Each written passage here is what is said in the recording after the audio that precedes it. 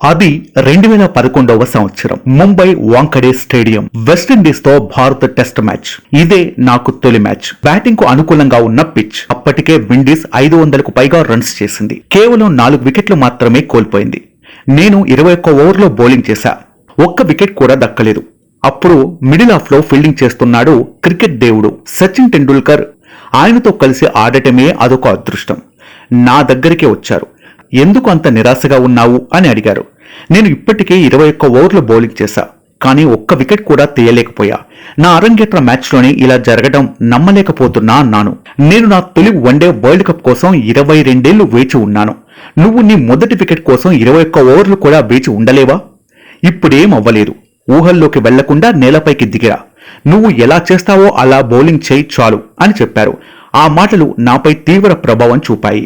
అంతే, కట్ చేస్తే నెక్స్ట్ ఓవర్లోనే తొలి బంతికే డారెన్ బ్రావోను అవుట్ చేశా.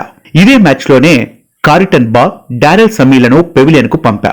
మార్లన్ శామ్యూల్స్ వికెట్ కూడా దక్కేదే. క్యాచ్ మిస్ అయింది. ఆ వికెట్ కూడా తీసుంటే ధోని నాకు మరో ఓవర్ ఇచ్చుండేవాడు. అప్పుడే 5 వికెట్ల ప్రదర్శన చేసుండేవాడిని. సచిన్ స్ఫూర్తితోనే నా అరంగేట్రం గొప్పగా మారింది. ఒక్కోసారి చిన్న చిన్న విషయాల వల్ల కెరియర్లో పెద్ద పెద్ద మార్పులు వస్తాయి. ఇదంతా ఈ ఏడాది ఫిబ్రవరిలో సుదీర్ఘ ఫార్మేట్ కు వీడ్కోలు పలికిన వెటరన్ పేసర్ వరుణ్ ఆరోన్ తెలిపాడు.